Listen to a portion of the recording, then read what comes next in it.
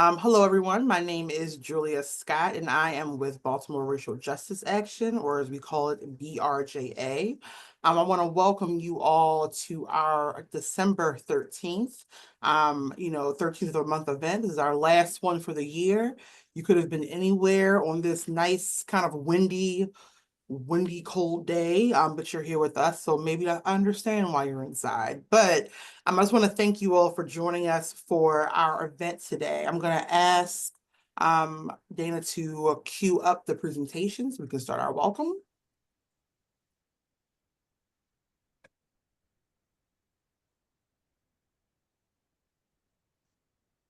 Awesome. Okay.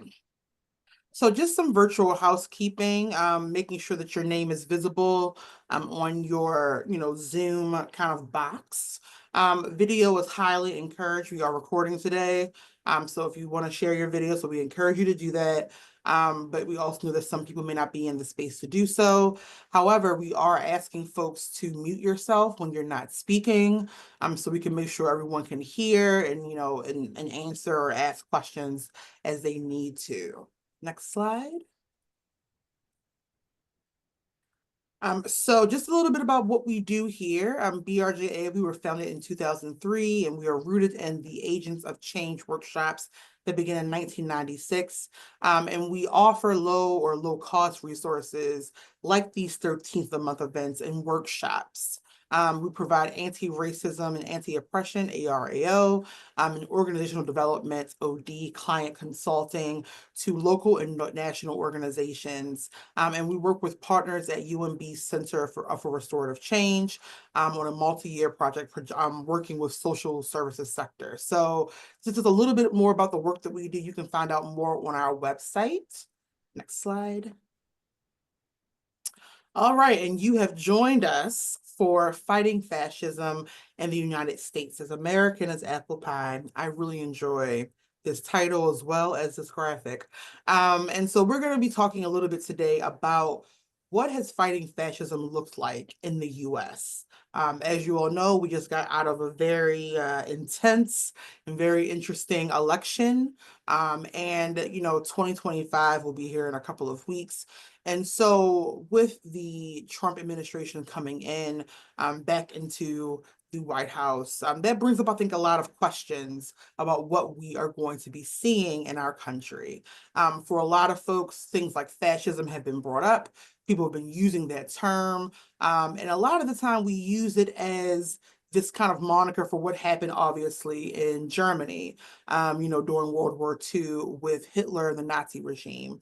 However, today's event is we're going to talk about how fascism has always been a part of the American fabric. It has been a part of our history. It has always lived here. And so we can't necessarily just look at Nazi Germany and other places like, in Italy, but we can actually look here for homegrown fascism, right? And how we can use that history and understand that history as we're fighting to move forward. So it won't just be me talking today, which I'm very, very excited about. I am really excited to have two wonderful folks here and some other folks to really talk about what this means, what does this look like on American soil, just to kind of give some background. So I'm going to start with that, but I want to have them introduce themselves. So I'm going to have Gerald and Merrick Moses introduce themselves first, and then we can start to go in. Gerald, you can go first. All right. Hello, everyone. I am Gerald McGee, as you could probably read. Um, so I guess really to describe myself, I'm just really a curious person. I'm an autodidact. I'm somebody who's trying to understand why the world works the way it does. And I don't like surprises. Once I came to the realization that history doesn't necessarily repeat itself, but it does have some rhyme to it, it helps a lot to understand what's going on, how we got here. And I feel like if you don't know how you got here, you're easily more tricked into it. So I'm just here to be a layperson to speak to people who may not feel like it's accessible to them. Thank you so much. And I am the same way. We're going to go next to Moses. Hello, everybody. My name is Brother Merrick Moses, and I am an old Catholic priest and Benedictine monk living here in Baltimore, Maryland. Old as in old Catholic, which is a splinter church from the Vatican. We split over the doctrine of papal infallibility during the Vatican I Council in the 1870s. And I've been in ministry for about 20 years, and most of my work in the vineyard has to do with queer and trans populations, not just here in Maryland, but around the country. And so I come to this moment as a child of a family of Garveyites who uh, who was radicalized by 80s, 90s hip hop, from Public Enemy to Rakim Allah to Queen Latifah. Music has been kind of like, I don't know, the cornerstone of my life. And through the music, I learned not just about our history as Black Americans, of African Americans, but my parents were very intentional in teaching me about the African diaspora and the idea of a Pan-African consciousness. And so when we talk about fascism in America, we have to understand this has been baking for centuries. And that I personally believe now is the time that as it reminds me of the Gospels, as Jesus turned the tables over. So this is table turning time, and I'm glad to be here with other table turners. Oh, I like that. I really like it. I also like the baking, considering we have an apple pie kind of theme going on here. So thank you. And last but certainly not least, I would be remiss not to, of course, mention our third panelist, Rebecca. I'm going to have her introduce herself as well. Yes, I am Rebecca Poby, and I am a staff member at BRJA, and was as I think about sort of my analysis and what brings me here, was raised in sort of a liberal white family that, if we think about that sort of traditional white framing of fascism, that was very much the sort of the way that I was taught to think about fascism as something that is inherently not American, that is something that is other, and a great evil that is not connected with our country. Um, and as I then grew up and started to increasingly study US history, realizing that those framings that I had been taught in by my white parents and white dominated school were really not reflective of the reality of how the United States is structured, and works. And so I've been really fascinated over the past couple of weeks as folks have started to talk about the sort of impending new administration, and have started to talk about fascism, watching a lot of white folks making comparisons to Nazi Germany and to other authoritarian regimes outside of the United States, and then also looking to activists also from outside of the United States as the model of what we ought to do. But we can look at the United States history and notice that we not only do we have there is a history of fascism in the United States, but there's also a history of resistance that we Mm, that we can look to and learn to and learn about. And so that's really what, interests me as we delve into this conversation. absolutely. Thank you all. So, when we were had a lovely, fun, intense conversation about fascism in the U.S. Obviously, we could be here all weekend and probably some more time after that, but we all have other things that we have to be doing. So we have obviously a limited amount of time tonight to discuss this, but we wanted to make sure that we started with history. As Rebecca mentioned, a lot of the time we can point to other countries and other places in history where fascism has kind of reared its ugly head. And we a lot of the time use that as an other problem. It can't happen here. And yet it already has, right? It is very fertile ground for it to already kind of be here. So we want to start with history because history is where we start. It's our foundation and it gives us a look into the future of what can be or what, has already kind of been there and also how we fight. So I'm going to have a start back the presentation. We're going to start with some quotes and get into the history a little bit here. So here we have a Mary Baraka, who was a writer, poet, known a lot of the time with the beat, movement. But Amiri Baraka wrote that the end of Reconstruction heaved Afro-American and America into fascism. There is no other term for it. The overthrow of democratically elected governments and the rule by direct terror by the most reactionary sector of finance capital, carried out with murder, intimidation, and robbery by the first stormtroopers. Again, the Hitlerian prototype, the Ku Klux Klan, directly financed by Northern capital. So here we have Amiri Baraka, who was saying that after Reconstruction, at the end of Reconstruction, right? Not, this year, obviously, that fascism was already showing itself in America, in American soil. And that a lot of the time, Black Americans were the victims, right, of this fascism. We saw this from our own experiences. And so I want to, have us think about, as we're framing this conversation, what does it mean, right? Rebecca had mentioned a lot of people were talking about fascism now.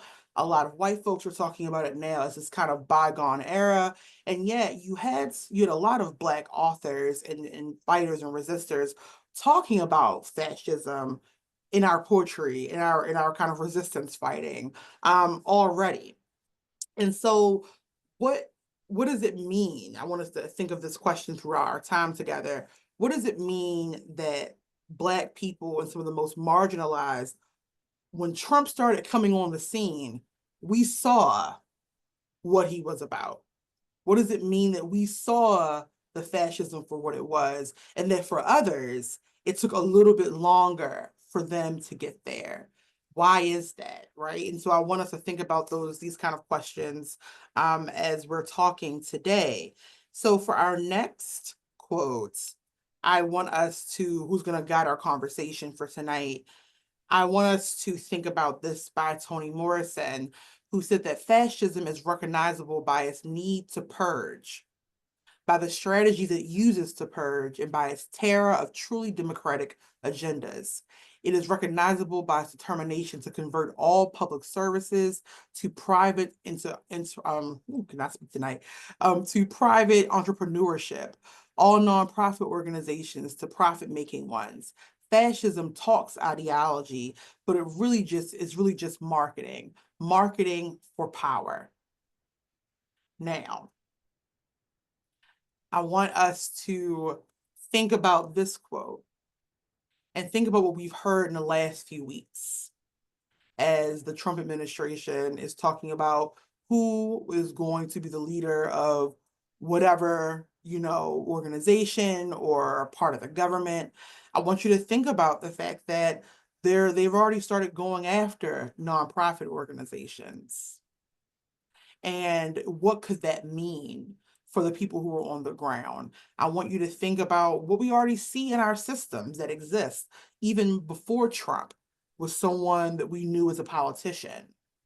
So this idea of purging, we've heard him talk about it, we've heard his friends talk about it, getting rid of things that we are saying, make it a democratic country.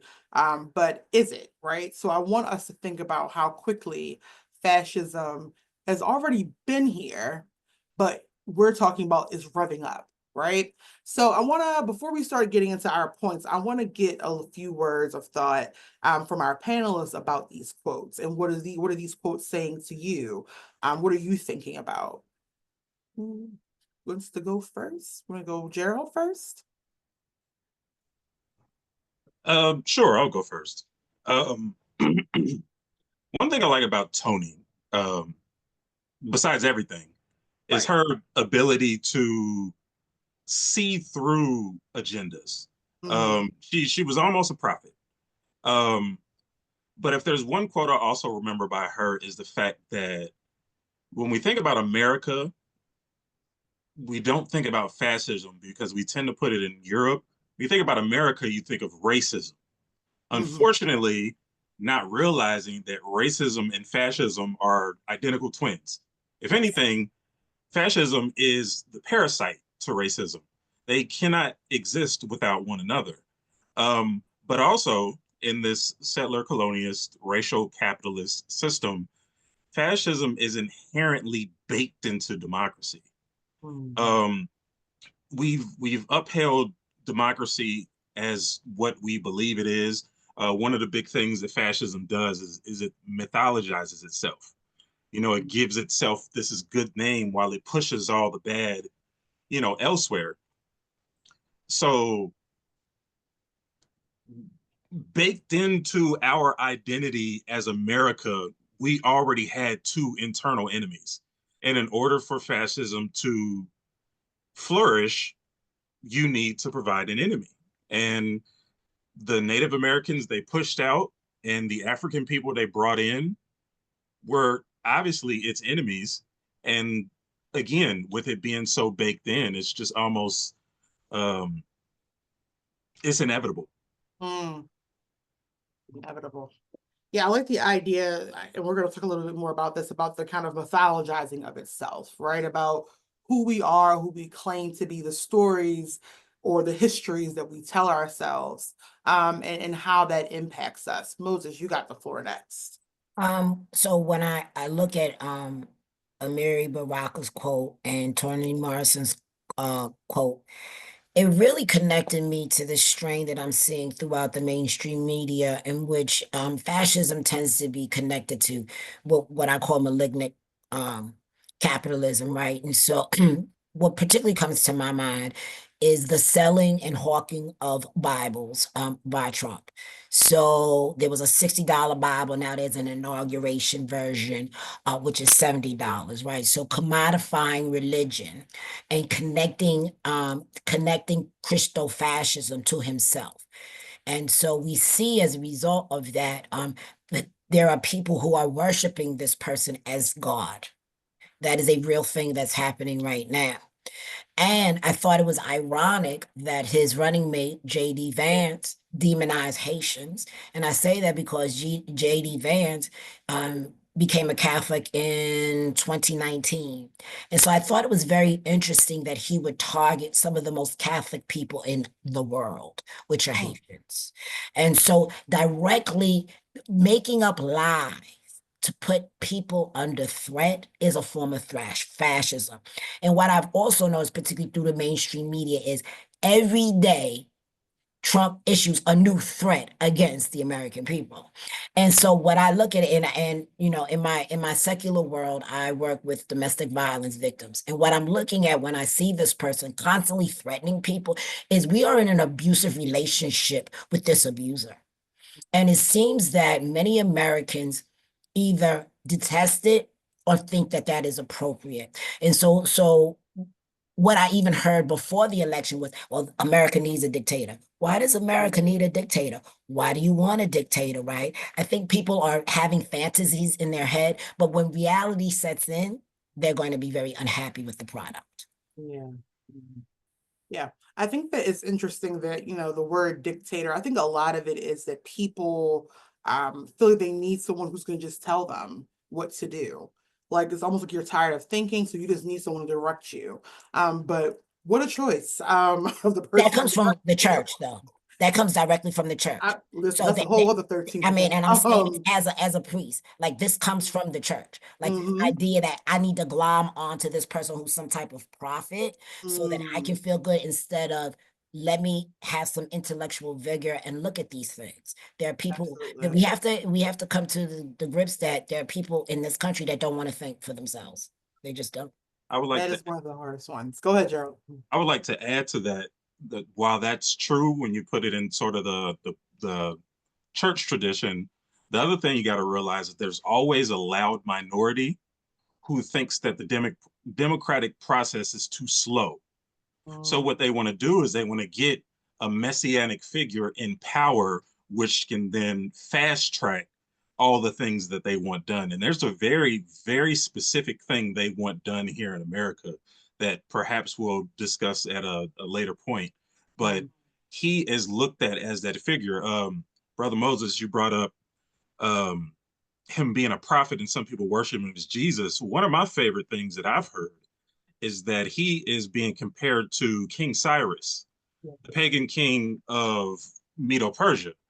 Um, they see him as he may not be the most religious person, but if you look in the book of Daniel with King Cyrus, he was the one who let the Jews rebuild the temple. So it's like you may not be Moses or Jesus, but you are God's vessel, and we see it, and you're going to fast track us back into getting what we want. Mm. So that's why I think a lot of people want the authoritarian thing to happen because democracy works too slow. That's a very good point. Rebecca, did you have anything to add before we go to our next slide? Still with Toni Morrison. Yeah, I was thinking about this idea. I was thinking about these ideas of democracy and these ideas of religion, and I was thinking about a couple of things from history. First of all, I was thinking that this is not the first time that religion has been co-opted to serve white supremacy and serve anti-Blackness. We can think about all of the religious narratives that were happening around the time of enslavement, all the way back to Cotton Mather in the 1600s, who tried to, create a religious justification for slavery and how, quote unquote, white Christians could enslave and still be good people. Um, all the way through the creation of Bibles for enslaved people that, excluded parts of the Bible in order to sort of maintain a narrative that promoted slavery. And so this is not um, it is not new Mm. for white supremacy and anti-Blackness to take the tools at hand and to use them. And then I'm also thinking about um, this idea of democracy being too slow, and also holding that up with the idea of who gets to be a citizen and who gets to be a person in the United States. And for a vast amount of the history of the United States, it was white people who were citizens. And as that expands through the end of through the sort of the Voting Rights Act and things like that in the 60s, um, what then sort of happens to the perception of democracy Mm. as that happens? Um, and so is it that democracy is too slow, or is it that sort of in the sort of like white dominant American imagination, um, the only people who should be participating in democracy are white people? All Um, right. and so, yeah. Absolutely. I think that you all have made really excellent points. And we're going to get into more of these things in our next slide. So we're going to continue to use Toni Morrison's words as our guiding post for tonight. So in 1995, Toni did a wrote some stuff around the 10 steps that move us towards fascism. I'm going to probably ask someone to put that in that link in the chat so folks can also read this after we're wrapped up for tonight. But we're going to use these 10 steps. We're going to discuss some of them. We may not get to every single one this evening, but I want us to read them and to really start to think about what she is saying and what have we actually seen historically and what are we seeing now. So the first one is construct an internal enemy as both focus and diversion. Okay. Number two, isolate and demonize that enemy by unleashing and protecting the utterance of overt and coded name calling and verbal abuse. Employ ad hominem attacks as legitimate charges against that enemy. I want us to think about where we have seen that. Enlist and create sources and distributors of information who are willing to reinforce the demonizing process because it is profitable, because it grants power, and because it works. Palisade all art forms, monitor, discredit, and expel those that challenge or destabilize processes of demonization and deification. Number five, subvert and malign all representatives of and sympathizers with this constructed enemy. Next slide. Solicit from among the enemy collaborators who agree with and can sanitize the dispossession process. Number 7, pathologize the enemy in scholarly and popular mediums. Recycle, for example, scientific racism and the myths of racial superiority in order to naturalize the pathology. Number 8, criminalize the enemy. Then prepare, budget for, and rationalize the building of holding arenas for the enemy, especially its males and absolutely its children. That one I want people to sit with. Number 9, reward mindlessness and apathy with monumentalized entertainments and with little pleasures. Tiny seductions, a few minutes of television, a few lines in the press, a little pseudo success, the illusion of power and influence, a little fun, a little style, a little consequence. And 10, and maintain at all costs silence. Now, when I first read these, I was like, oh, it's like a roadmap. Um, I think that, we can all point to or maybe have visions in our head of multiple things that we've seen, that we've questioned, we've been confused by, whether it be in the media, whether in conversation, not just over the last, decade, but historically, that these have been proven to show why we are at this point today, right?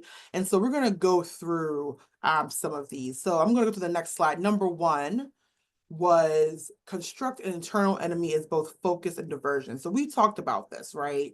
We talked a little bit about how on this soil we've seen this with Black people. We've seen this, in the discussion of how J.D. Vance and that party was talking about Haitians, about how they're like, eating animals, right? We see this in the conversation around the border, right? Like, who is an enemy? It's going to be these people coming over. They're bringing their rapists. They're bringing their worst, right? So we see this construct of an internal enemy as both focus and diversion. And so all of the issues are of these people. You would have a paradise, right, if these people weren't messing this up. And so I want us to kind of just think about this as we are having our conversation. I do want to have 1 and 2 isolate and demonize that enemy by unleashing and protecting the utterance of overt and coded name calling and verbal abuse. I want us to talk a little bit more about these two. Gerald, you have spoken a lot about history, right? And how we have seen these things come about, in various eras of America. Can you talk a little bit more about 1 and 2, like how you're seeing this historically and maybe how this is showing up today, how they're connected? Well, in order to, try to summarize it, I think we can take our very first instance of fascism in this country and then our most recent iteration of fascism in this country. And you can see how they're almost identical. You say construct an internal enemy both as focus and diversion. Well, first, after the Civil War, you have Reconstruction, which, if you remember, was probably the only time in American history where we moved toward what democracy was supposed to look like more than any other time. But the ability to demonize those Black lawmakers and voters, the people who had just been given a vote, the so-called unlearned, the carpetbaggers, the scallywags, all these people are doing this. They literally memorialize this moment of fascism in the first blockbuster movie ever made, Birth of a Nation. They created all this terror from the 1860s to the 1890s, and then they mythologized it. They created a lost cause, and then it was screened in the White House. So if you go to the present, since the 60s, it's a little, off kilter to be overtly racist anymore. So that's how come Black people are always accused of pulling a race card, because we understand not only what fascism looks like, but what dog whistles feel like and microaggressions. But you can say a lot of things now without saying them. However, there are been groups that are allowed to be openly demonized. And just as soon as he got up off that golden escalator, he started immediately attacking invasions of hordes, locusts, just dehumanizing people, on top of then saying they're bringing their murderers, they're bringing their rapists. Well, let's go back to Reconstruction. All the black men is a rapist and he's a murderer. They need to be thrown in jail. Um, if you go to the fact that one of the biggest enemies throughout this campaign was trans people, so for the last 2 years, all you've been seeing is one of my least favorite commercials. Well, I hated them all, but one of my least favorite commercials during this last election season was the one that said they're wanting to have grown men go into the lockers with your little girls playing. And I'm like, first off, not only is that wrong, but how come these supposedly young men are being called men? Like, if they're playing sports with girls and you consider them males who have transitioned, they wouldn't be men. So you're conjuring up this image of men rapists and little innocent girls. So I can stop there as far as the first part, but isolate and demonize the enemy by, has Trump ever called anybody by their real name that he didn't like? Is it not Ron DeSanctimonious? Is it not Crooked Joe Biden, Sleepy Absolutely. Joe? I didn't know she was black. She was Asian. She was Indian. She was like, nobody simply gets their name until Absolutely. you bow down to the crown. And it's worked because people are already coming down to. I just saw earlier that Mark Zuckerberg, somebody who was supposedly vehemently against him, has now donated $1 million to his inauguration. He's consolidated power in order for these name calling and verbal abuse and attacks that people stop doing. Because one day it's, oh, you're a horrible person. But then as soon as they become friends, he's like, oh, this is the My best friend God. I've ever had. Yep. And it's almost like he never did what he did before. And it's just amazing to see.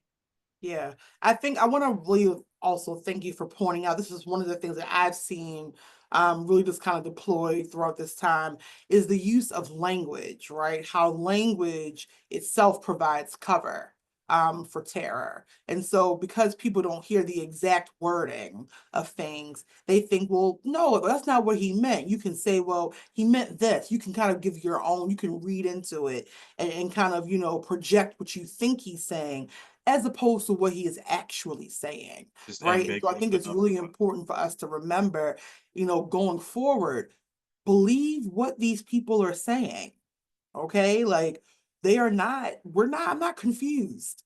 And so that language is being used to try to confuse you. And that's not what's going on. Um, Brother Moses or Rebecca, did you all have anything to ask? Rebecca, you went off mute. Yeah.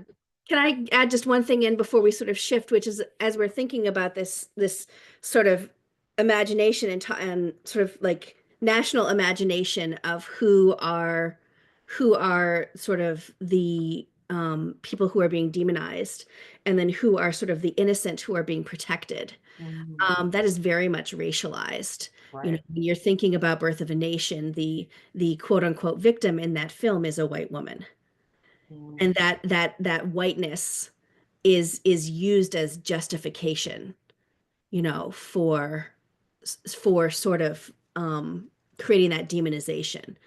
And I would posit that in the, horrible ad that you were talking about, in the imagination, those hypothetical little girls in that locker room would, in the imagination, be seen as white Absolutely. and innocent, and that connected there. And so noticing the weaponization of sort of this idea of like white innocence, white victimhood, and then sort of put up um, against this othering. Absolutely. Thank you. And then I think it's even more important to bring out the fact that the way women in the story of women, particularly white women, have been used, as a part of the fear mongering, right? Brother Moses, you got next. And white women have absolutely participated in it. Absolutely. Think about how Carolyn Bryant enabled the murder of Emmett Till, and she Mm. was never found guilty of anything. May she reap what she sowed. That being said, when I look at this, I think about a couple of things, right? I think about McCarthyism, which I believe was a form of fascism, and how many Black artists, I think about Paul Robeson and folks like him who were literally ostracized and had to leave the country for their own safety. Um, and in terms of the I think it was $200 million they spent on these anti-trans commercials. And so I heard about how there was a poll and they asked the folks, well, what percentage of the nation is actually transgender? Mhm. People said 21%. It's 1%. And so when I look at this, it became very easy for some of our liberal friends to blame trans people for Kamala Harris's loss. 1% of the people are not responsible for this so-called loss. And so what I'm looking at when I hear about isolate and demonize, this is what's happening to marginalized groups in this nation, whether it's immigrants or trans folks or even women. And and the coded name calling, when we talk about that, remember when he called Megyn Kelly something? He said something about the vice president, and then he said something like he wanted to shoot Liz Cheney. All of these are threats. However, there seemed to be no pushback from the mainstream media against credible threats to these women. And so when I hear him say what he says, and I'm saying this as a New Yorker, born and bred, I've been down here for 27 years, but I clearly remember my childhood and seeing him on TV. This person has always been a very violent person, even to the point where he wanted to kill 5 Black and Puerto Rican teenagers for a crime they did not commit. And so this is in his tradition to do so. My frustration is the capitulation of the mainstream media and thereby propagandizing their news coverage with this. And it makes me very frustrated to hear them tout his threats like we just supposed to all sit back and like be happy about it. And so these ad hominem attacks will continue to escalate as we go further into 2025. And I don't really think that people understand how these threats permeate society and create violence among certain populations in the country. So that could look like somebody running into a LGBTQ establishment and harming somebody. It also looks like the policing of women's bodies. Like if a woman goes into a bathroom and she has short hair, now you're going to question her gender. These are things that are actually happening in America. And I think about Nancy Mace too, demonizing Sarah McBride about using the bathroom. So we're policing the bathroom and how we're going to enforce it. But in her mind, it doesn't matter. What matters to her and her ilk are clicks and views, which put people's lives at risk. Absolutely.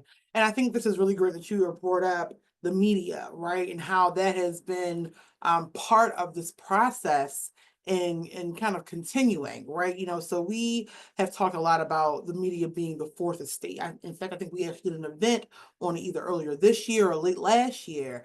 But the media has played a huge role. And unfortunately, not just Fox News, right?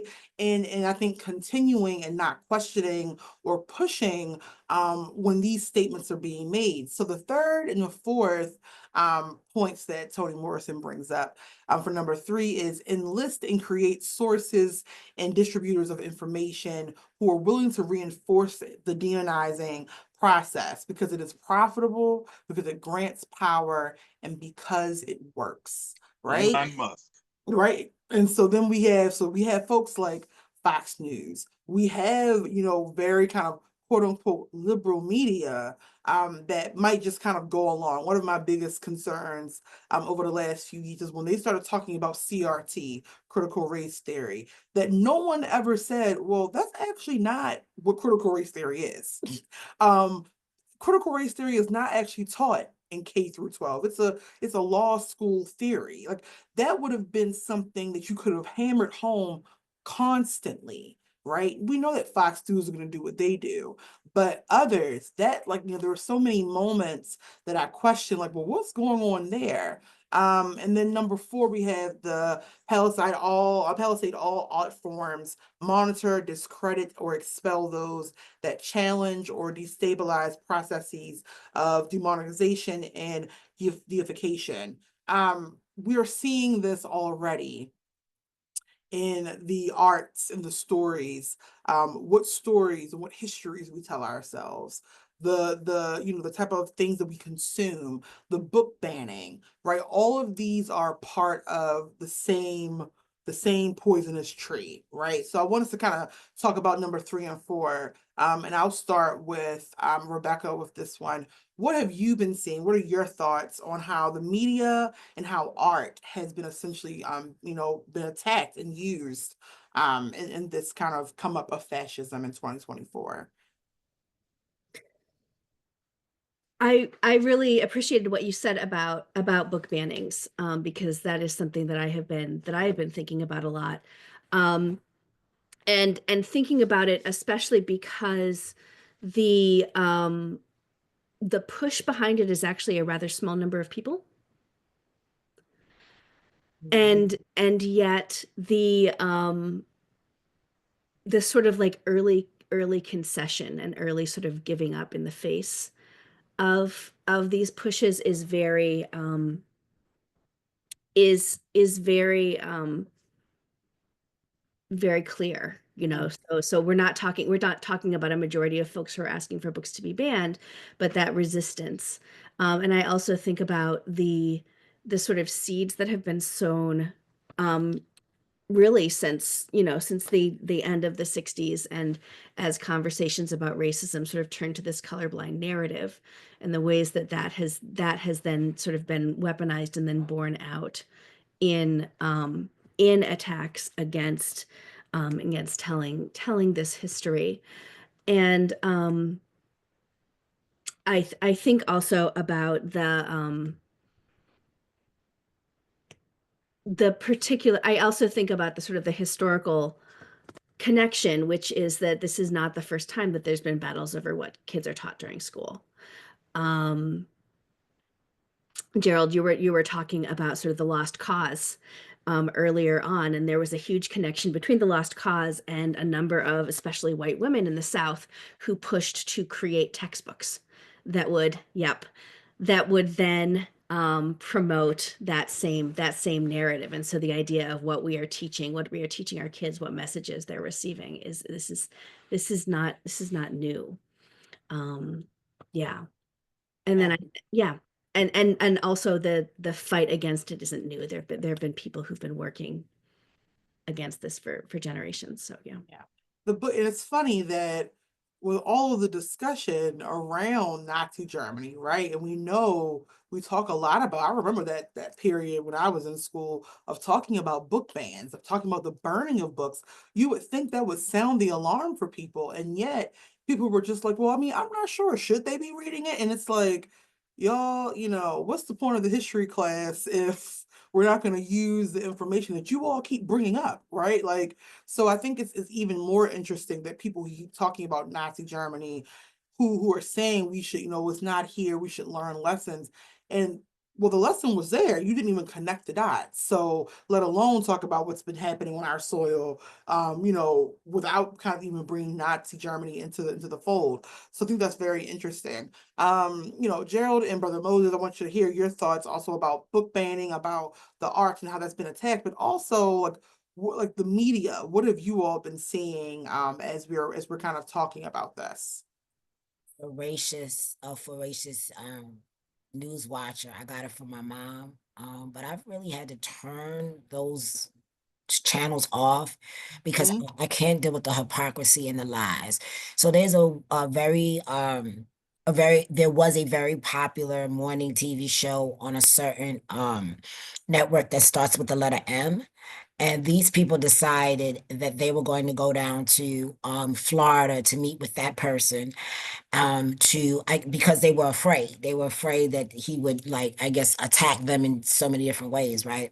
And then so they come back on air and basically try to convince the public that what they did was appropriate. And it ended up in him yelling at his viewers, which is Mhm. clearly a turnoff. But when I see that, right, what I think is that's guilt. And when I look at these book bannings, that's guilt. Because what I've heard from people who want these books banned is, I don't want my kids to feel bad. In Mhm. my head, that reads, you don't want to feel bad. You don't want your kid to open up a textbook and see grandma throwing stuff at Ruby Bridges. You don't want that. Yep.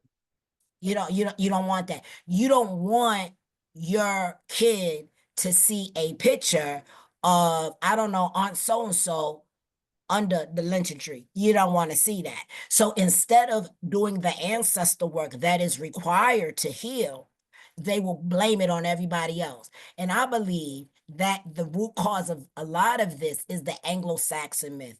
So when we talk, Reverend Dr. Kelly Brown Douglas has a book called Stand Your Ground. And in that, she traces the Anglo-Saxon myth and how it connected itself to the theology of Anglicanism and its children. That being said, the problem that I have is the use of history as a cudgel to not only promote white supremacy, but also grandfather in other people into white supremacy. When we Mhm. look at what happened with the Latino vote, many felt that they should vote this way because it's the American way. And when they think of the American way, they think of whiteness and they think they will be grandfathered into whiteness. And as an Afro Latino, I'm gonna tell you this right now, and I've told other Latino brothers and sisters this, you're never gonna get granted in because when your name ends in a vowel, you will always be other. But it's aspirational in nature. So when we look at Mhm. these book bans and this remaking of history and the lies and the myths, a lot of that is to protect the ego of white folks. Absolutely. Um, yeah, that grandfathered into whiteness. That's a book title if I ever heard one. But absolutely, I think that, I think that it's hard for people. It's like on one end, part of this work, and people always laugh at me. I'm like, I understand. It's like I understand wanting to be safe. I understand wanting to survive, and I get it. And at the same time, I am deeply, deeply, deeply disturbed by not understanding how you're actually not protecting yourself, that these people will harm you, right? It's like, you like it's amazing. And so I think that you talked about kind of like this, the grandfathered into whiteness, the mindlessness of what it takes to actually, say, I'm going to vote for this, I'm going to agree with this, I'm going to go along with this. And it gets into what you had mentioned earlier about people not wanting to think for themselves, right? Like, just like they need someone to kind of point them in the right direction. And we know that history has shown us that is not the path, because most of us, I always tell folks who I argue with about this kind of stuff, if you and I are talking, we are a lot more in proximity than you are to the people who you think you are going to lead you in the right direction, right? It's like, if you're talking to me, you not up there. Like, you not with who you think you were with. You're not in the group. And so I think that people truly, and they fall back. I think that station that starts with M, um, when they made that announcement that they contacted Trump, they spoke to him. You can even read it in their body language. They knew, like, we're gonna have to suck up. It was so like jarring, and I think that's why people got upset with them. It was just like, well, what are we really doing here? You all just started calling this man a demon actually like 24 hours ago, and now all of a sudden you add Mar-a-Lago. That doesn't make sense. And so I think what we're gonna see, as I tell folks we were having when we were planning this, is that people, part of being a human is adaptability. and that people, especially those who have closer proximity to whiteness and to safety, they are going to fold. And I think it is going to be important as we're talking more about this and seeing this, that we remember that adaptability is also a part of this. Gerald, before we start to move on, I wanted to see if you wanted to add anything around this topic. Oh yeah, actually, you guys gave me a great starting point that I wasn't uh, planning on, but both Awesome. of you guys kept using the term grandfathered in, and we talk about the importance of language, and it's a ubiquitous term now. Usually, people think of it in terms of maybe like cell phone plans and stuff, Yes. but just the very clause of a grandfather clause was rooted in slavery, fascism, and Jim Crow. It was the very fact that they told black men that, oh, well, we realize the Fifth Amendment says we can't discriminate based on race, but could your grandfather vote? Mhm. Oh, he couldn't? Okay, well, you can't vote. Now, these white folks, even though they don't have no property, even Yep. though they can't pass the poll tax, even though they can't pass any of these literary tests, their grandfather could vote. So they were grandfathered in. And then Yes. as we go down through history, we think of the Eastern Europeans, who, as we talk about another um, era of fascism during the rise of the second Ku Klux Klan, when we think of whiteness today, it's sort of synonymous with being European. Mhm. But there was a point in time where you had to be a specific kind of European. If you were an Italian, you don't count. If you're a Russian, you don't count. If you were an Irish, even to a point, you don't count. White is a very specific thing. That's where WASP comes from. And those groups didn't fit into it. But after World War II, these once out groups, which even the Klan were against them, are now grandfathered into whiteness. Yeah. So that was the starting point. But since we're talking about language, to go back to the actual points, um, in 2024, one of the most common phrases is fake news. Mhm. Well, prior to 2015, I had never used that in my life. And Yep. today it is ubiquitous.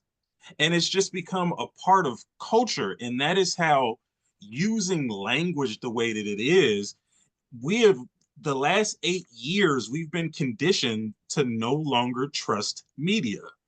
At one time, if it was CNN, if it was, I remember when Michael Jackson died, and everybody was like, "No, it's got to be from a reputable news source." Only Yep. TMZ was saying it. Yep. CNN ain't said it.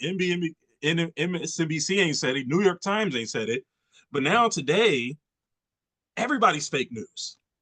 So now you question everything from mainstream media to legacy media to just flat out wrong, like actual fake news. Like you've got Newsmax, which is spreading one thing, Fox News another thing, Breitbart another thing. There's so much different news that you can't trust anything you see anymore. So that has finally been effective. That group, they have been able to consolidate media power. And then Elon Musk saw it upon himself a couple years ago to buy the so-called public square. And then when they won the election, he tweets out to his people, everybody's fake news except for X. Don't trust it if it's not here. So now the media is useless because even though the mainstream media is telling you COVID is bad, mask, the other side, they've got reputable people who are doctors who are like, no, don't mask it, don't work. The vaccine is going to kill you, blah, blah, blah. So you've got all these different things coming together, and it's just, it's bad for the community as a whole. Thank you for bringing that up. I'm going to get to you, my brother Moses, in a second, but definitely with the fake news comment, I literally was saying the other day, I said, I remember the first time I saw, was a Kellyanne Conway use that. And I was like, that is such a weird, like, it was kind of like, it's a joke. And now it's such a regular part of our lexicon, right? And so it goes to show just how quickly even we kind of like use the term, and then it starts to like invade culture. And you know what it means, but you got to remember other people are using that like unironically. Like you might be joking about it, but some people actually mean it. And you're like, no, I thought we were joking. I thought that we knew that wasn't, and they're like, no, that's fake. And it's like, this has like multiple sources. What are we doing here? Right. So I think absolutely. Moses, you got the floor. No, I was going to bring up to Gerald's point, right, when he talked about after World War II. One of the things I think that people don't really understand is when when particularly the Italians and the Irish um, were grandfathered into whiteness, they had to give up their Irish identity and Italian identity. And so the trade-off, they traded their soul for whiteness. And to this day, many of them don't even understand it. And so I think it's important to realize that when you are taking up this identity, you're losing your soul.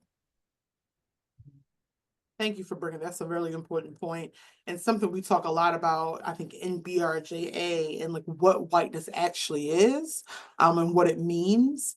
And I think it's important to, to connect it when thinking about fascism, right? Like the idea that, it's this very nationalistic, but in America, it's always been very racial, right? Like, that's been a point, right? And so I think it's important for folks to, think about this if they're going to compare it to Nazi Germany, because they say, well, it's different, but it's not, but it is. And so you have to think about how it works here and how it's always worked here.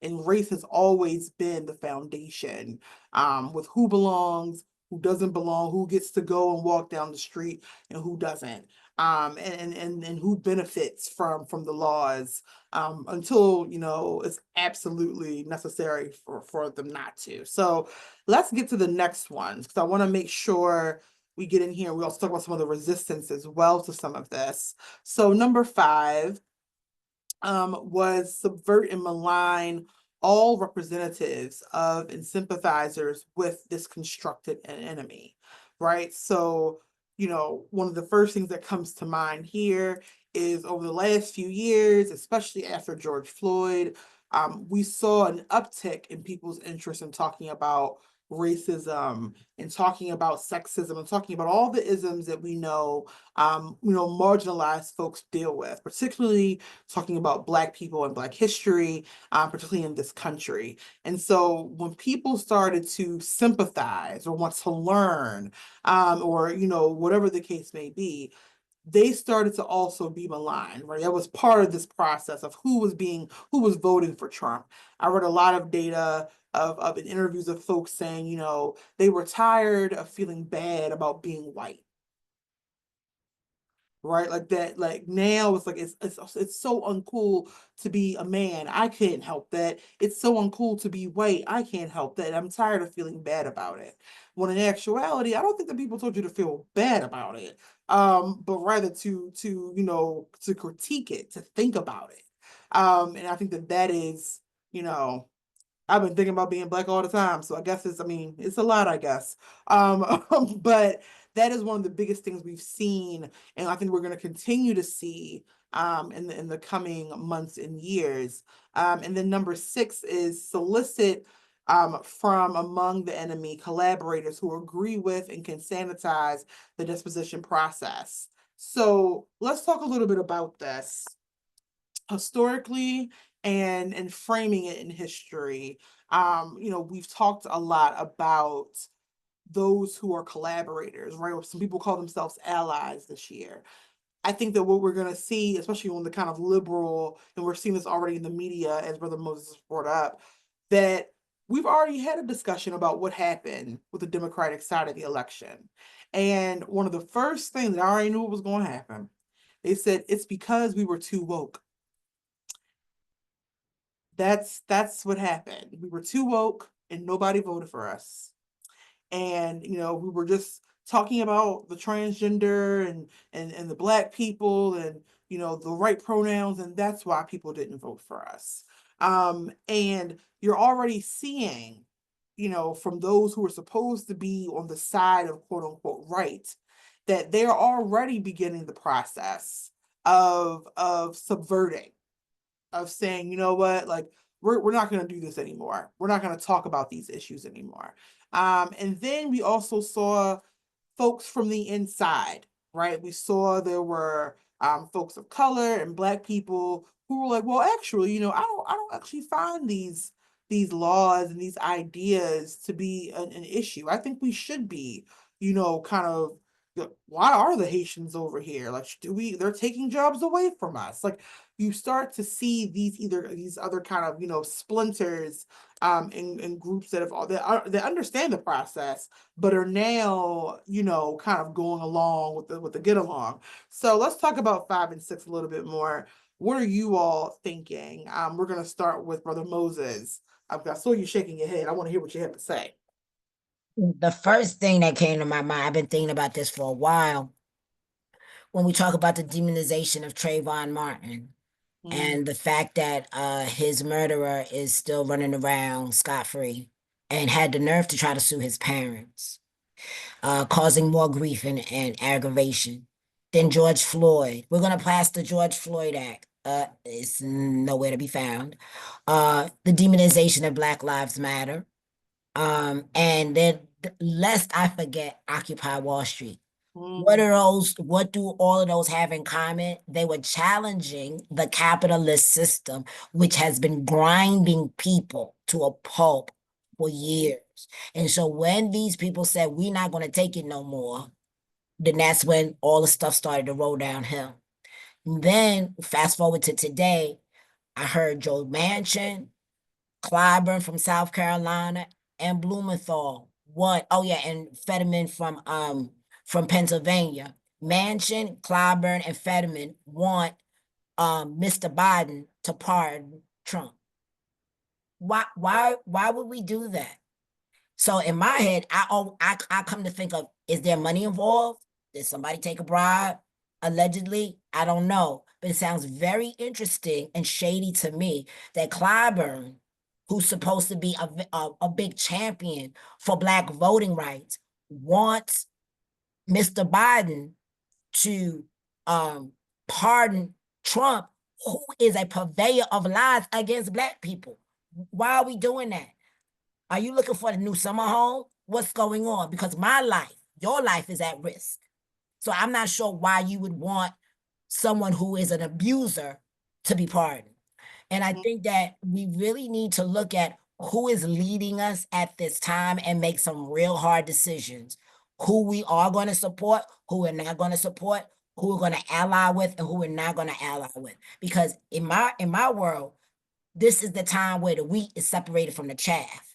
uh-oh. And we really need to take a look at who is leading us, because we can be led to the road to perdition, or we can be led to the mountaintop. I choose the mountaintop over the road to perdition. Right. Preaching. All right, Rebecca, and then Gerald, what are your thoughts on kind of the historical point of this, what we're kind of seeing with, like as we're seeing like the separation from people who were like, hey, this is the right thing to, like, oh well now, well, we gotta just kind of like, do what we need to do to survive, and whose survival are we actually talking about? Rebecca, you have the floor. Oh, I'm thinking about what we were talking about earlier, and we were talking about white comfort, and we were talking Mm, about white folks not wanting to feel uncomfortable, whether it was because their kids were coming home talking about actual US history or whatever, and about how easy it is for us as white people to find um to seek out those collaborators, quote unquote, the people who, and to be able to point and say, see, I can feel comfortable about where I'm sitting in my whiteness.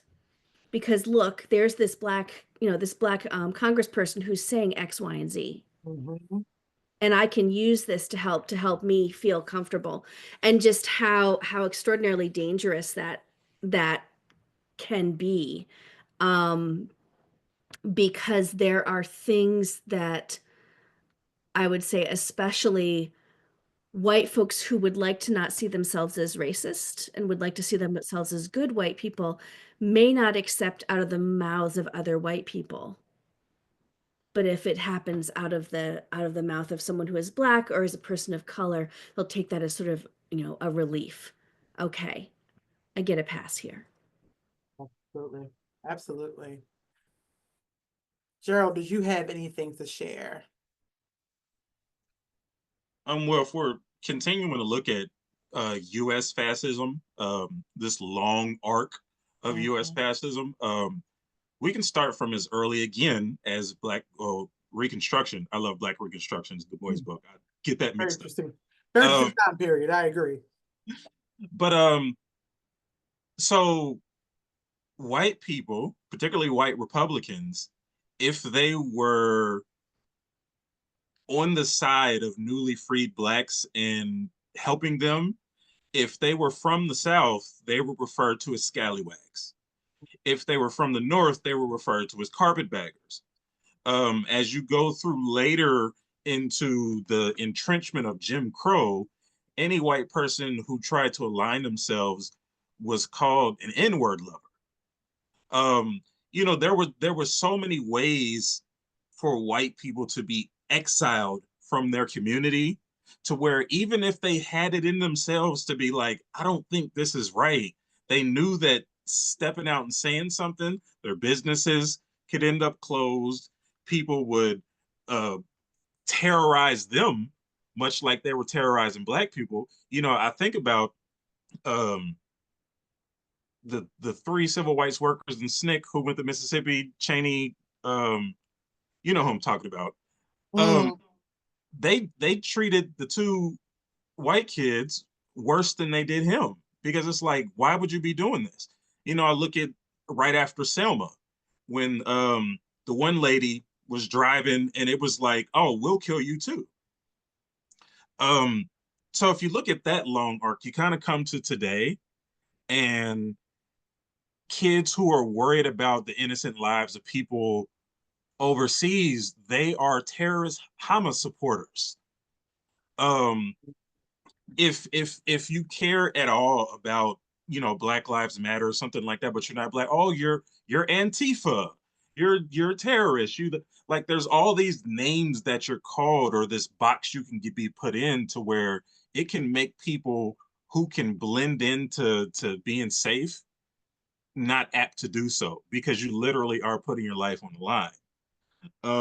So I use that one specifically when it says to subvert and malign all representatives and sympathizers of this enemy.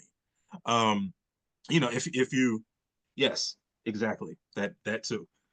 Um, oh well, just to go to number six. To me, this one was easy for me to solicit from among the enemy. It's strange that she's writing this in 1995 when she could have easily wrote this in 1865, or she could have wrote it in 2015. They make perfect sense either way. But if you talk to white people who may be doing something that's a microaggression or even straight up racist, they'll be like, "Oh, what about Candace Owens? I can't be racist. I like her." "Oh, what about Thomas Sowell? He's the greatest economist in the thing." Or, "The Supreme Court can't be racist. You've got Thomas up there." Like, they will always find somebody to confront their confirmation bias, Yes. and then they'll throw it in your face. I remember when PragerU first started putting out videos, they were using Frederick Douglass. Yes, they were. They were purposely using Frederick Douglass's wrong words, as if to say, well, surely these things were bad, but it was really all about the Constitution. As if to say, we can't be racist. Look at my African American over there. And you got Blacks for Trump right in the back of him at every single rally that he's doing. So there's always that plausible deniability. It's just like when you have the feminist movement, the second wave feminist movement. Or one of the most powerful people during that time was Phyllis Schlafly. Well, we can't hate women. She's the one who is the leader of this group. Mhm. So you're always going to have these people who are willing to step out of their identity to place themselves within the people who are actually people. But see, and I'll end on this, with all that talk that people like Byron Donalds and them did, I ain't seen them to get offered a spot yet. Me neither. I've been waiting. I've been Not waiting one. for it. So as we're, starting to kind of close up, I do want to, we're going to get through to the last one, which I think is going to be really important. We talk about resistance. And I also put in the chat, if you have any questions or thoughts, please put them in the chat. We want to make sure that you are engaging, because we were doing a lot of talking. How do we get the recording for this? That's going to be put on our YouTube channel. So you can definitely see this and other BRJA discussions and events there. So I want us to, we are going to go past number 8 and 9, I think, 7, 8, and 9, about the pathologizing of the enemy and scholarly and popular mediums. We kind of talked about that with what we see in media and, the criminalizing of the enemy. We talked a lot about that. But I want to talk about the maintain at all costs silence. I want us to think about what we have heard today from Rebecca, from Brother Moses, and from Gerald about how we maintain, how silence, right, is a part of keeping fascism going, how it aids and abets to authoritarianism and terror on our soil. And so, one of the key things I written down when we first started was, we talked about Toni Morrison being able to see through, right, the agenda, through the words of what is being said versus what is actually being done. We talked about how racism and fascism are intrinsically connected, right? And we also talked about the mythologizing of the stories and the histories that we tell ourselves. And so I want us to talk about how silence a lot of the time aids to that, and how there have been people in the past who have resisted, who have been like, I'm not going to stay silent, who have said, I'm going to speak out, whether that be through their art, whether that be through, like Paul Robeson actually saying during, McCarthy hearings and answering questions and saying what it was, whether that is, through physical violent resistance of what fascism, people going up against fascism and saying like, no, like, we're not going to continue with this, and actually speaking truth to power. Can we talk about some of the history of resistance? And what we're going to need to pull from that as we're kind of moving into 2025 going forward. Who wants to start? I can start with you, Gerald. You're off mute already. Well, I'll say it this way. Fascism is usually described in the phrase creeping fascism. One of the biggest reasons why is because it works itself through democracy. Um, when we like to think of something like a fascism or authoritarianism or totalitarianism, we think of some type of military coup. But no, that's not what happened at all. This works through the democratic process. These people get elected, these people become popular, they grow bases, and then they start to trade their freedoms for security. You instill fear. It's so funny that Trump continues to say, make America great again, and then will spend the next 20 minutes telling you why it's the worst place in the world. Absolutely. And it's just so strange how it works. I grew up in the world of American exceptionalism, and then his inaugural speech is American carnage. He's telling everybody about, oh, they bring in their terrible people, and we're going looking like the weakest people in the world, and these people over here, and I'm the only one who can fix this. So he creates himself as this messianic character. So then he builds this base. People believe him. And then what happened? Okay, well, I'll put it this way. It's that quote that constantly, I don't know if it gets misused, misattributed, or anything, but it's that first they came for. Right. First they came for the socialists. First they came for the trade unionists. They came for the Jews. White people in America have never really had to deal with the specter of fascism because they were never the enemy. So they've always been the person to be able to say, because I was not a socialist or because I was not a trade unionist. It's say like, that sucks for y'all, but I'm safe. Right. But then when it finally comes to you, and you're like, oh, why is everybody being quiet? Because there's nobody left. Yeah. So an injustice comes when good people are just willing to be quiet. Unfortunately, I get it. You want to maintain safety, but Mhm. your safety comes at the consequence of everyone else until it comes to you. Yep. And it will come to you. Eventually.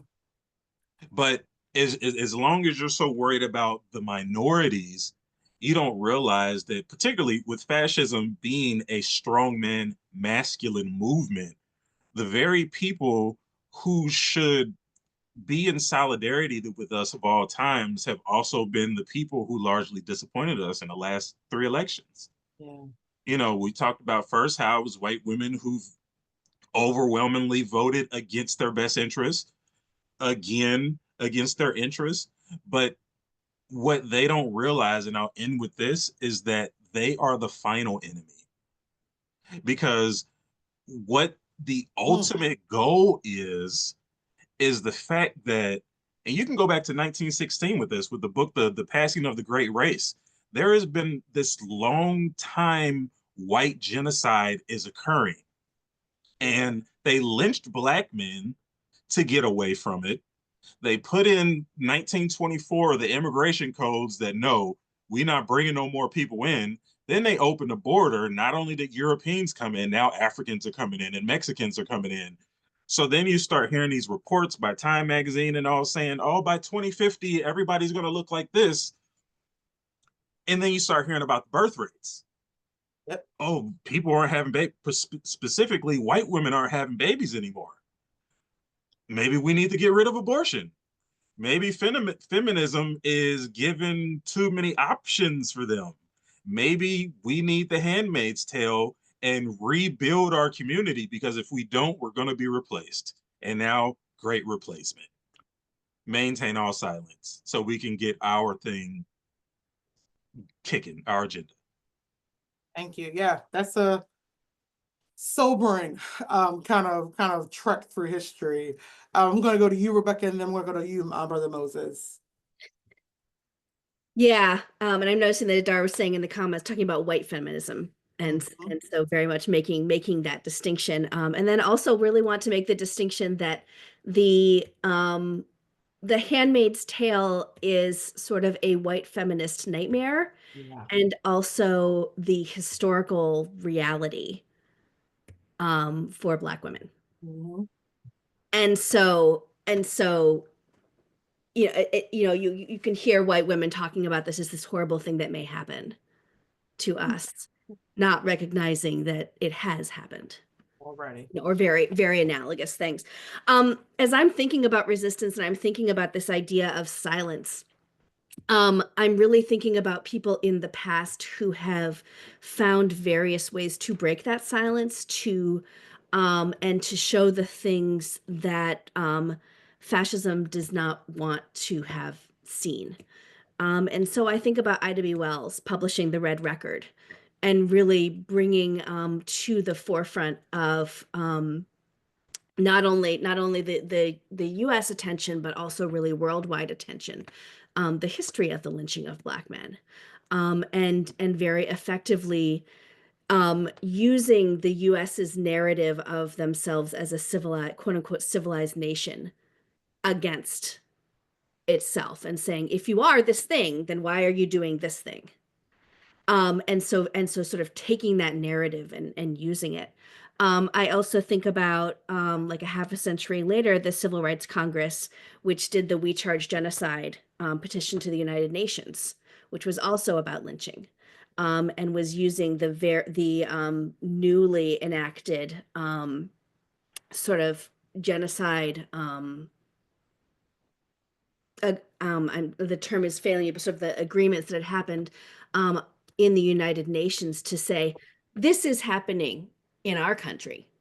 We don't need to look elsewhere, but you can see, look at this definition. This definition applies here. Um, And so, connecting the dots and drawing the curtain back and showing really the landscape. And we can think of so many people throughout history who have done this. And as I think about this, maintaining silence at all cost, and the sort of ways that narratives get twisted, that ability to tell that truth and to show that the truth of what's happening against all of the twisted narratives becomes so extraordinarily important. So I'll stop. Thank you. Yes, thank you. Absolutely, all of that, because I'm just gonna go. I have a lot of thoughts percolating from the three of you. So go ahead, Brother Moses. You're gonna bring us home on this kind of resistance and silence and what to do. When I this last question, it made me think of three things. Made me think of the Attorney General of the great state of New York, Letitia James, and how she's constantly being threatened around lawsuits. We're gonna put you in jail. Why? Because she's doing her job. Oh, she's holding this crook accountable. Oh my God. Right. And so there was actually a literal credible threat against her waged by one of his minions, right? And then take a look at Sister DA Fonnie Willis and how they tried to shut her down because of a relationship that she had. And they literally tried to embarrass her and portray her as the vixen, right? And we know that that comes from slavery and this idea that Black women are promiscuous, right? And so, and also too, he said that about Madam Vice President as well. So these constant threats and these lies that are around these women. And lastly, but not least, in the least, is conscious hip hop. Why do I bring it up? Because I remember when the United States Congress tried to ban hip hop lyrics, right? Two Live Crew and all of that. But I personally believe that they want to stop conscious hip hop. They want to stop us from learning our culture through music, which in and of itself is an African thing, right? And so it doesn't surprise me that there were people from our community that were enlisted to create a type of hip hop that promoted drug selling, promiscuity, and murder. That is a thing. And so when I look at the resistance of that, our resistance looks like hip hop telling you the truth about who we are and all of that. It looks like Afani Willis and A.G. James doing their job. But because they are pushing back against malevolent forces, these malevolent forces continue to come to them. Well, this is, as I'm starting to kind of wrap up, and I want to acknowledge, for one, as always, our wonderful Adar is dropping some beautiful knowledge in the chat here. I'm just kind of reacting to what our panelists are saying. And for me, I've been kind of just like thinking about what everyone has said, and what, what kind of quotes are popping out to me. And I think that it's important for me to talk about how resistance is so important, and I think that people want it to be simple. Democracy is hard. It's very messy. It is not an easy thing to do, and I think that we have deluded ourselves into thinking that it's an easy process and that it should be easy. I think that caring about people to make sure that everyone has their needs, not their wants, but their needs, is something that should be easy, but it is very difficult, particularly when you don't want to acknowledge the history of your country. This is why the mythology of America is such an important part. I think about when what's his name was kneeling during the raising of the flag in the football games, Colin Kaepernick. And I think about why people were so upset, right? Because he was talking about, oh, well, I'm not standing up for that because it's not actually doing what it's saying it's supposed to do. And how angry people became about this. I think it's important for us to think about what resistance will look like going forward. As I mentioned, people will adapt to fascism, to authoritarianism, to totalitarianism. They will adapt to all of it. It's easy to adapt, especially if you are not going to be on the victim list, the first up victim list, that is. And so I want folks to think about what can they do right now, what do they plan to do, how can they work together with other people, not to lead necessarily everything, but to actually be in community with people when these things happen, because they will. I think that I'm thinking a lot about how when I first started doing this work, I was training someone and they said, well, like I was afraid. It was a white woman. She's like, I was afraid. And I was like, it helped me really truly understand, like, a lot of people were under the idea that you were going to move through this work and not be afraid, that this is just like, feel free, everyone's good, everyone's safe work. And I really want to have folks really bring it home for people that this is not safe work, right? It is not safe to speak out when you see your, sometimes it's your family members, it's the people in authority, your government, by saying, wait a minute, what are we doing here? We're saying this, we're pledging allegiance to this, and then we're doing this. These things are not working. And so I think that, Gerald, Rebecca, and Brother Moses all brought up really salient points of history where we can see how we ended up here, but more importantly, that what it takes to actually fight it. It means talking. It means continuing to make your music and write your poetry. It means questioning the news that you consume. It means questioning the information that you consume. It means challenging people who you might have respect for. And it means challenging people that you are, that you are blood relatives with. I don't think we can necessarily just cut each other off. I think that part of the work of democracy and really getting to the root of these issues is speaking with each other and having these hard conversations. So I really want to challenge people, as you're kind of relaxing before January 20th. I know a lot of people are kind of gearing up for that, but to think about how you will continue to do your own kind of intentional personal work and how you're going to do that work with others. This 10-point list that ancestors like Toni Morrison have left for us, right? These are to remind us that this is real, this is happening, and it's going to continue unless we push up, unless we push back. But maintaining silence honestly is not an option. And that is something that is as wonderful and as great. I have been in this work, that scares me too. And I think it's okay to admit that you're scared. But I think we have to call on people who have done amazing work in the past and who are doing amazing things now, and call on them to follow them. So I really want us to sit with those things as we're kind of getting into the holiday spirit. Not very festive, but I think necessary. I think we can't delude ourselves any longer with what is coming down the pike. And so I just want to invite you all to do that as you are kind of wrapping up your Friday and getting into the holiday with your family and your friends and your community. So we will, I'm assuming, more than likely have a lot more discussions probably like these going forward, whether they're online or you're having them with family and friends or just being in community with each other. But we have a wealth of information on our website on Baltimore Racial Justice Action. And so bemoreantiracist.org. Thank you, Dana, for putting that in the chat.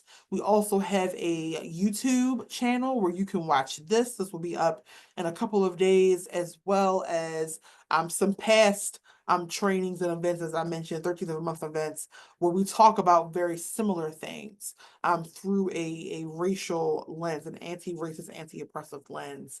And I want you to think about engaging in maybe some media, especially that is going to provide different perspectives. So whether that be reading Baltimore Beat, which is local here, obviously, looking into the Afro newspaper, there are some great writers, ProPublica and I think it's the Tribunal, I think that's in Chicago, So there are a lot of newspapers, but really starting to look at other media that you can consume that will give you a different perspective. You don't got to change your mind on everything, but part of resistance is getting new information, even for those of us who are on this side right now. Because I can only assume if you came tonight, it's because you already have an idea, right? But we can always do better. So I want to thank you all for that. And as Dana's also putting, you can check out our workshops for white people on the website. And they start in January. So if you want to do some more intensified training, which I also recommend in the new year to do that. And so are there any other things before we start to wrap up and let folks off, Gerald, Brother Moses, Rebecca, that you think people need to be left with? I do want to say that I want people to take care of themselves this holiday season. Sometimes you just have to turn off the TV and hug a tree, because what we're looking at right now, if the coronation happens on January 20th, you want to make sure that you are prepared for the moment. So that looks like decompressing, taking breaths, maybe take a vacation, spend time near water, but take care of yourself. Self-care is very important at this time. Gerald or Rebecca? I would just simply say to keep your eyes open. Um, but I'll just say it: stay woke. Um, the very issue is we spend so much time with our eyes closed that we don't realize just how quickly something has changed because it happened in a gradual way while you were probably distracting yourself or um, being diversion by something else. There's a lot going on in the media today. I woke up with everybody talking about Remy and Papoose, and then everybody's been talking about Diddy and then Jay-Z and like all that stuff. And I'm not saying you can't have a moment to where you divest yourself from the craziness that's going on, but also don't just ignore it like it'll go away. It's not one of those things that will get better by ignoring it. You're just going to find yourself in a worse predicament when it finally comes to your door.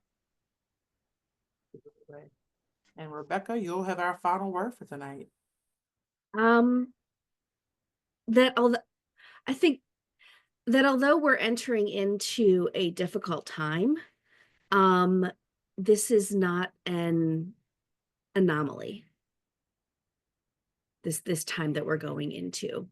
And so I think that we need to take what's happening very seriously.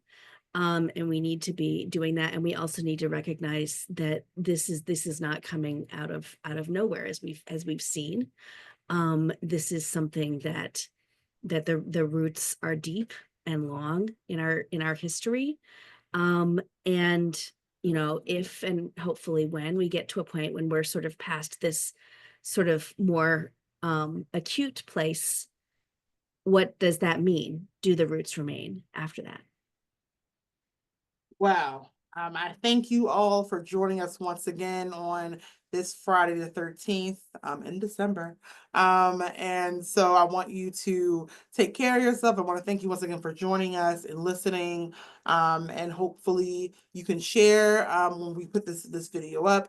You can share this with other people. Maybe you can jump off some other conversations.